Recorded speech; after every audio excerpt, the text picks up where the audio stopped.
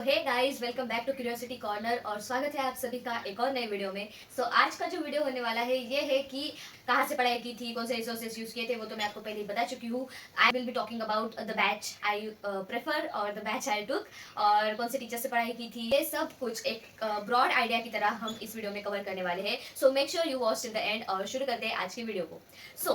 The very first topic जो सभी को अभी फेस करना पड़ रहा है कि जैसे ही अप्रैल स्टार्ट होता है ये बात नेसेसरी हो भी जाती है कि हमें बैच लेना चाहिए या नहीं। मैंने पहले बैच के बारे में बता दिया और अब मैं बोल रही हूँ कि लेनी चाहिए या नहीं। ये बस इसीलिए है क्योंकि being a good student from childhood मैंने कभी क्लासेस ज्वाइन नहीं करे थे, ना ऑफलाइन ना ऑनलाइन। मुझे फर्स्ट थिंग ऑफलाइन कोचिंग का जीरो एक्सपीरियंस था, जीरो। मतलब मैंने आज तक ऑफलाइन क्लास लगाया ही नहीं है, लगाया भी नहीं ही है। मतलब ऐसे एक दिन के लिए भी नहीं, 2 दिन के लिए भी नहीं, थोड़ा टाइम भी नहीं, कुछ नहीं। मुझे उस चीज़ की बिल्कुल आइडिया नहीं है। और मेरे जो बाकी फ्रेंड्स थे ना, वो 6 स्टैंडर्ड से 5th स्टैंडर्ड से क्लासेस जाते हैं। उनको है ना उस रूटीन की आदत है, उनको उस बात की आदत है, और उनको सबसे मेन थिंग उनको इस बात की आदत है कि हमें स्कूल की स्टडीज़ के साथ साथ कोचिंग की स्टडीज़ को, कोचिंग के टाइम को कैसे मैनेज करना है। वो दोनों स्टडीज़ वो एक साथ कैसे मैनेज करते थे, ये बस वही जानते हैं। और बीइंग स्टूडेंट जिसने आज तक कोचिंग नहीं लगाई है, वो अगर 10th में आके ये सोचेगा कि चलो अब हमें भी कोचिंग करनी है, मैं कौन सी कोचिंग लगाऊं, ये तो बाद का सवाल हुआ।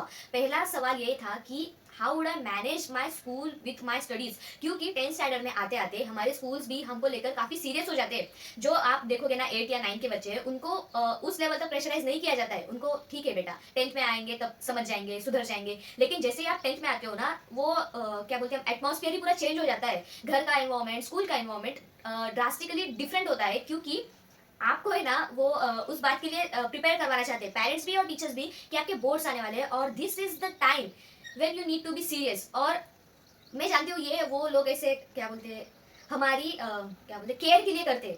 लेकिन ये बात है ना एक बच्चे के लिए काफी ज्यादा प्रेशराइजिंग हो जाती है, क्योंकि अचानक से मतलब माहौल चेंज हो जाता है और हमें वो बियर करने में काफी दिक्कत होती है। तब अगर किसी बच्चे को आप ये पूछोगे कि तुमको बैच लेनी है तो ले लो, स्कूल में ऐसा है, घर पे ऐसा है, बोर्ड से सीबीएसई पेपर बनाएगा, टीचर्स के पेपर में तो अच्छे मार्क्स आ जाते थे तब आनी चाहिए।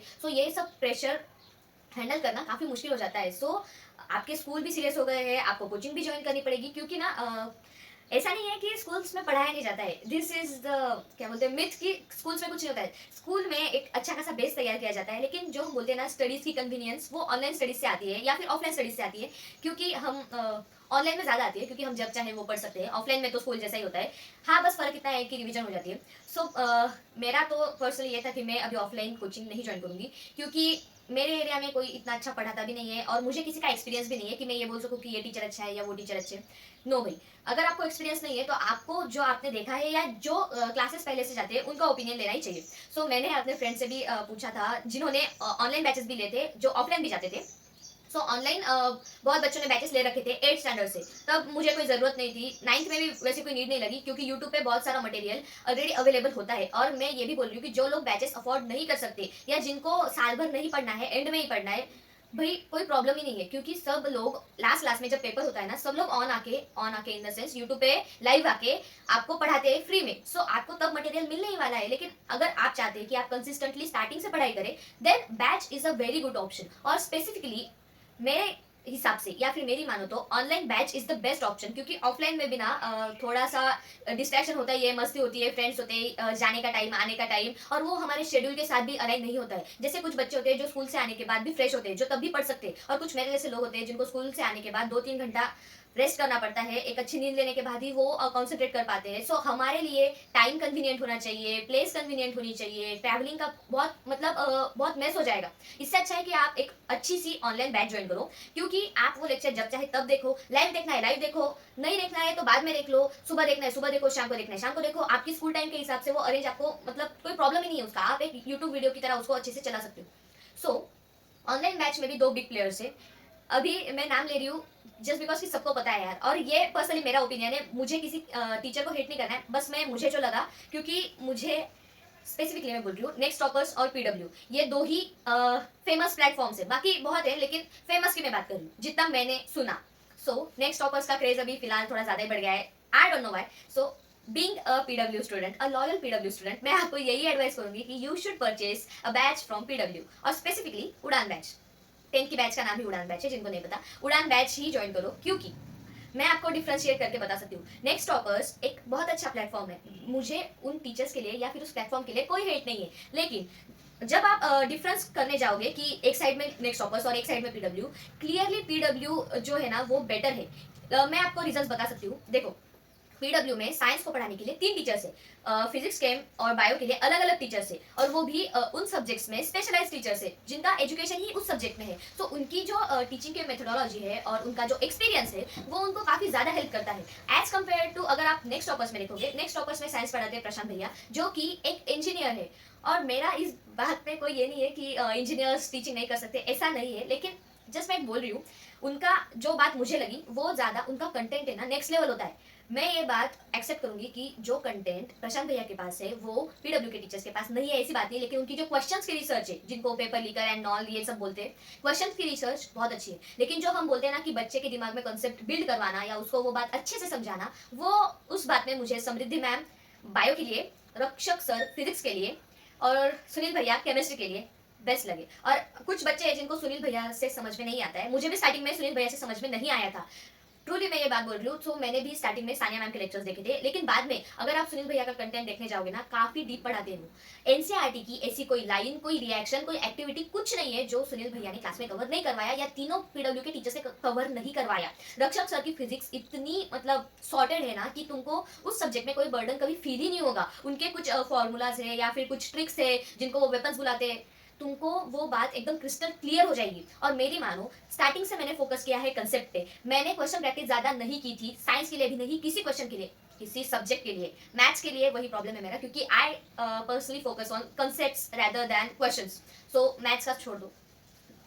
साइंस के लिए मैं तो यही बोल रही हूँ, कंसेप्ट्स तुम्हारे जितने क्लियर होंगे, सिंपल थिंग है, जो क्वेश्चन तुम प्रैक्टिस करके जा रहे हो क्या पेपर में वही आने वाला है? नहीं ना। सो तुमको वो कंसेप्ट आना चाहिए। सीबीएसई कितना भी घुमा के पूछ ले, कंसेप्ट तो बुक का ही रहेगा ना। सो अगर तुम्हारा कंसेप्ट एकदम क्रिस्टल क्लियर है तो तुम हर क्वेश्चन को सॉल्व कर सकते हो। इसके लिए तुम्हें वो क्वेश्चन देखा ही होना चाहिए, उसके बारे में पता ही होना चाहिए, इसकी कोई जरूरत नहीं है।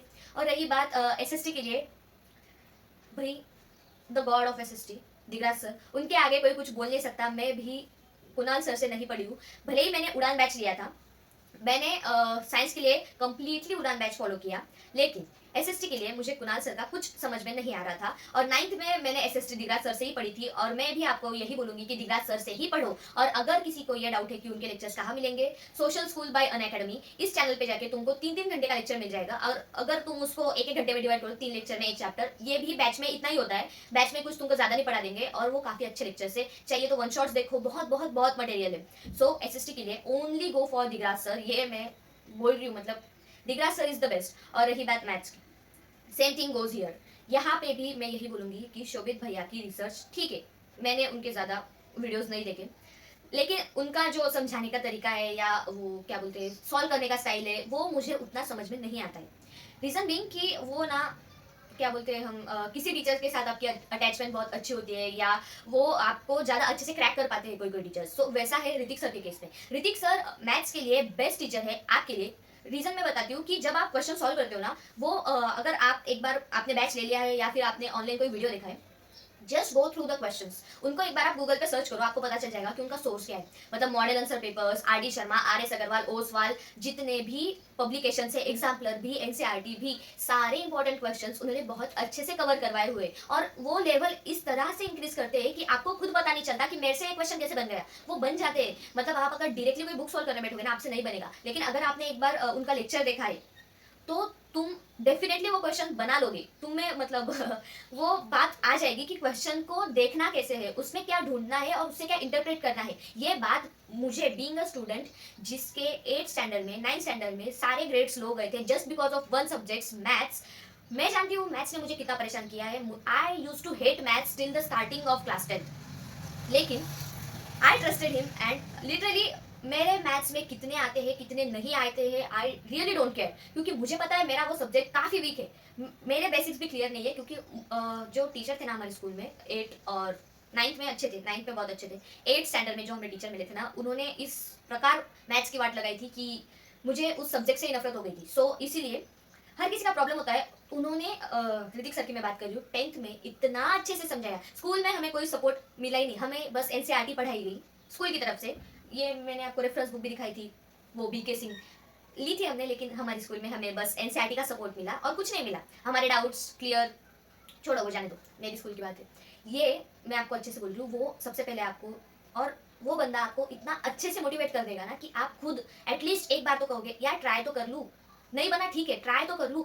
Maths is all about this कि तुम बस ट्राई करो, आगे का बन जाता है। लेकिन वो जो बोलते हैं ना हम, वो अंदर से फीलिंग आनी चाहिए कि बस ट्राई तो कर, बन जाएगा तुझसे। वो कॉन्फिडेंस सिर्फ वो एक ही बंदा तुम्हें दिला सकता है, ऐसा मुझे लगता है, क्योंकि मेरे साथ वो हुआ है और मैंने पर्सनली वो चीज एक्सपीरियंस करी है, इसलिए मैं तुमको बोल सकती हूँ। वो बस तुमको स्टार्टिंग में यही बोलेंगे कि क्वेश्चन देख के मत डरो, फिगर देख के मत डरो, वो जो बड़े बड़े एक्सप्रेशन है उनको देख के मत डरो, बस शांत हो जाओ और ट्राई करो। जो तुमसे बन रहा है, जो जितना तुम्हें आता है उतना ट्राई करो, क्वेश्चन लिटरली बनने लग जाएंगे।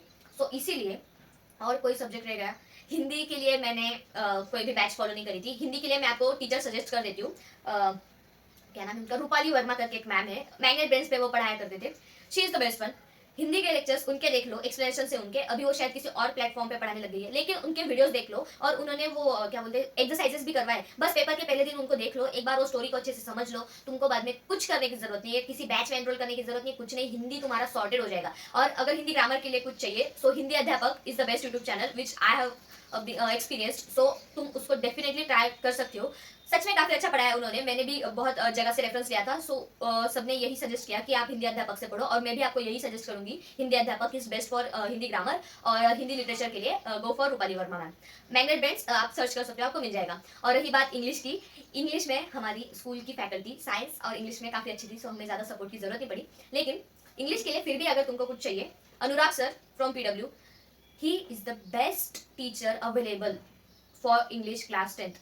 ये मैं तुमको बोल रही हूँ, क्योंकि एक बार तुम उनके वीडियोस देख लो, उसके बाद मुझे कुछ ज्यादा बोलने की जरूरत नहीं पड़ेगी। जैसे मैंने ऋतिक सर के बारे में बोला, समृद्धि मैम के बारे में बोला, सुनील सर और रक्षक सर के बारे में बोला, वैसे ही उसी लेवल के बेस्ट टीचर अगर कोई है इंग्लिश में, so that is R Anurag sir. और अनुराग सर का जो टीचिंग का स्टाइल है ना, वो भी काफी अच्छा है, और वो ज्यादा टाइम पास भी नहीं करते, इधर उधर की बातें कुछ नहीं है, सब सॉर्टेड है। एक झटके में तुम्हारा चैप्टर क्लियर हो जाएगा और तुम पूरे सॉर्टेड रहोगे। तुमको बाद में उस चैप्टर को बुक से पढ़ने की, इधर से पढ़ने की, उधर से पढ़ने की कुछ भी जरूरत नहीं पड़ेगी। So for English blindly go for Anurag sir. और अगर अगर किसी को उनसे नहीं समझ में आ रहा है, so yes you can go for dear sir as well, वो भी काफी फेमस टीचर है। लेकिन अगर मुझे दोनों में कोई बेस्ट लगा तो of course he is R Anurag sir, so he is the best guys. और ये मैं भी जानती हूँ और बहुत सारे बच्चों को भी पता है, तुम किसी भी 10th स्टैंडर्ड के बच्चे से पूछ सकते हो।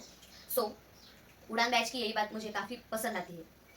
प्रॉब्लम ये है, नेक्स्ट टॉपर्स के जो टीचर्स है ना, उनका रिसर्च बहुत अच्छा है, मैं सच में बोल रही हूँ, उनका रिसर्च बहुत अच्छा है। लेकिन जो बात होती है ना कि खुद को आना और सामने वाले को समझाना, इसमें जो डिफरेंस है ना, वही पे टीचर का रोल स्टार्ट होता है। सो ये बात मैं आपको बोलना चाहूंगी, उड़ान batch is really the best. और कुछ लास्ट ईयर उन्होंने रिलीज किया था, प्रोजेक्ट 45 करके कुछ था। सिलेबस भी काफी जल्दी कंप्लीट करवा देते हैं वो, नवंबर 30 नवंबर तक आपका सिलेबस पूरा हो जाएगा। Don't worry, just blindly go with the batches और तुम्हारा सब सॉर्टेड रहेगा, क्योंकि तुम्हें ज्यादा प्लान करने की भी जरूरत नहीं है कि आज मैं क्या पढ़ूं। जो लेक्चर है फॉलो करो, पढ़ो, बस दैट्स इट, और बस रिवाइज कर लो। This is all for today's video, और मिलते हैं अगले वीडियो में। तब तक के लिए मेक श्योर टू सब्सक्राइब।